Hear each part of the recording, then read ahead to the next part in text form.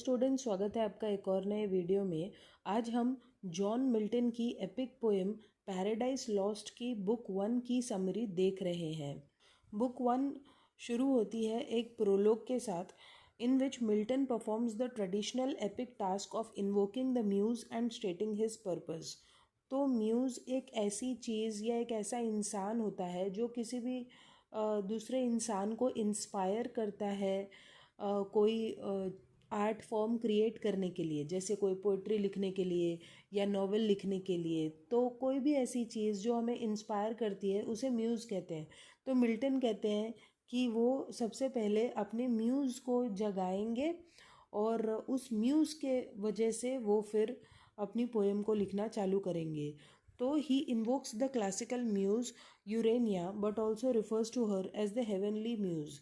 तो वो यूरेनिया जो हेवनली म्यूज़ है, स्वर्ग की एक अप्सरा की तरह है, उसको वो इन्वोक करते हैं, जगाते हैं, implying the Christian nature of this work. और वो कहते हैं कि ये जो भी वो लिखने वाले हैं अपनी एपिक पोइट्री में, वो काफ़ी हद तक क्रिश्चियन है और क्रिश्चियनिटी से डिराइव्ड है, यानी बाइबल से इंस्पायर्ड है। He also says that the poem will deal with man's disobedience toward God and the results of that disobedience. तो वो कहते हैं कि उनकी जो पोएम है वो मैन के डिसोबीडियंस के बारे में है, कि कैसे जब इंसान ने भगवान की डिसरिस्पेक्ट की और भगवान का कहना नहीं माना तो उसे अपनी गलती भुगतनी पड़ी, उसका रिजल्ट झेलना पड़ा। He concludes the prologue by saying he will attempt to justify God's ways to man. तो मिल्टन जो है वो अपना प्रोलोग ख़त्म करते हैं और कहते हैं कि वो ये बताने की कोशिश करेंगे कि भगवान ने जो कुछ भी किया वो कैसे जस्टिफाइड है। भगवान ने जब इंसान को स्वर्ग से निकाल दिया उसकी गलती की वजह से, तो वो कितना जस्टिफाइड है, क्यों जस्टिफाइड है, हमारे लिए क्यों वही चीज़ अच्छी थी, ये भी मिल्टन हमें बताने की कोशिश करेंगे। Following the prologue and invocation, Milton begins the epic with a description of Shaitan lying on his back with the other rebellious angels chained on a lake of fire. तो प्रोलोग होने के बाद और अपने म्यूज़ को जगाने के बाद मिल्टन अपनी एपिक की शुरुआत करते हैं, जहाँ वो शैतान और बाकी के जो फॉलन एंजल्स हैं, शैतान के साथी हैं, उनके बारे में बताने की शुरुआत वो करते हैं कि कैसे शैतान और उसके साथी एक लेक ऑफ फायर, यानी जलता हुआ एक लेक है, वहाँ पर वो सारे लोग बंधे हुए हैं चैनों से, इसीलिए क्योंकि भगवान ने उन्हें स्वर्ग से निकाल दिया है, क्योंकि वो रिबेल कर रहे थे, भगवान के खिलाफ थे वो सब, और इसीलिए वो सब हेल में पड़े हुए थे। द पोएम दस commences in the middle of the story. तो पोएम की शुरुआत कहानी के बीच से होती है, एज एपिक्स ट्रेडिशनली डू। तो जैसे कि सारे एपिक्स बीच से ही शुरू होते हैं, वैसे ये भी बीच से शुरू होती है। शैतान who had been Lucifer the greatest angel and his compatriots warred against God. तो शैतान जिसका नाम लूसीफर भी है, वो एक टाइम पे ग्रेटेस्ट एंजल था, वो भगवान का फेवरेट भी था, लेकिन फिर उसने और उसके साथियों ने भगवान के अगेंस्ट सब कुछ करना शुरू कर दिया। दे वर डिफीटेड। और फिर जब उसने भगवान के खिलाफ लड़ाई की तो उसे बाकी के अच्छे एंजल्स ने लूसीफर को और उसके साथियों को हरा दिया, और इसीलिए उन्हें हेवन से निकाल दिया गया into the fires of hell, और फिर उन्हें नर्क में रहना पड़ा। लाइंग ऑन द लेक, शैतान is described as gigantic. He is compare to a titan और अ लिवियाथिन। तो जब वो उस लेक में पड़ा हुआ है तो शैतान को मिल्टन बताते हैं कि वो बहुत ही बड़ा है, एक राक्षस की तरह, एक लिवियाथिन की तरह।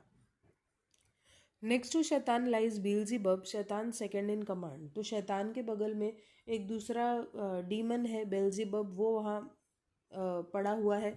शैतान comments on how Beelzebub has been transferred for the worst by the punishment of God. तो शैतान कमेंट करता है कि किस तरीके से बेल्ज़ेबब को भी पनिशमेंट भुगतनी पड़ रही है। Still he adds that it is his intention to continue the struggle against God. वो कहता है कि कितनी भी पनिशमेंट मिले लेकिन फिर भी वो भगवान के अगेंस्ट ही रहेगा, हमेशा वो लड़ाई करता रहेगा भगवान के अगेंस्ट। इसीलिए क्योंकि better to reign in hell than serve in heaven. तो वो कहता है कि स्वर्ग में जाकर गुलामी करने से अच्छा है कि हम नर्क में रहकर राज करें। विथ एफर्ट शैतान is able to free himself from his chains and rise from the fire. तो बहुत ही एफर्ट लगाकर शैतान अपने आप को अपनी चेन से मुक्त करता है और उस आग में से बाहर आता है। He flies to a barren plain followed by Beelzebub, और वो एक खाली जगह पर उड़कर जाता है और उसके पीछे पीछे बेल्जेबब जाता है।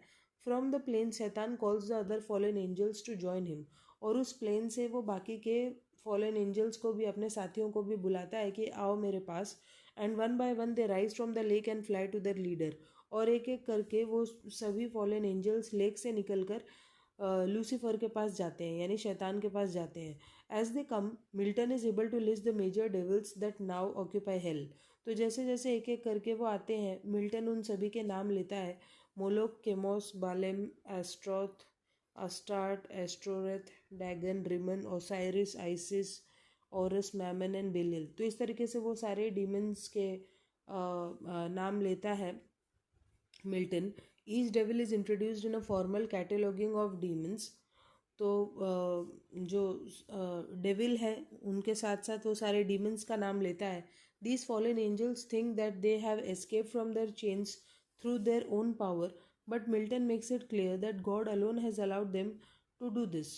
तो उन सारे एंजल्स को ऐसा लगता है कि वो अपने खुद के पावर से उन चैनों से मुक्त हो पाए हैं, लेकिन मिल्टन बताते हैं कि किस तरीके से वो लोग अपनी चैनों से भी मुक्त जो हुए हैं वो भगवान के कारण ही हुए हैं।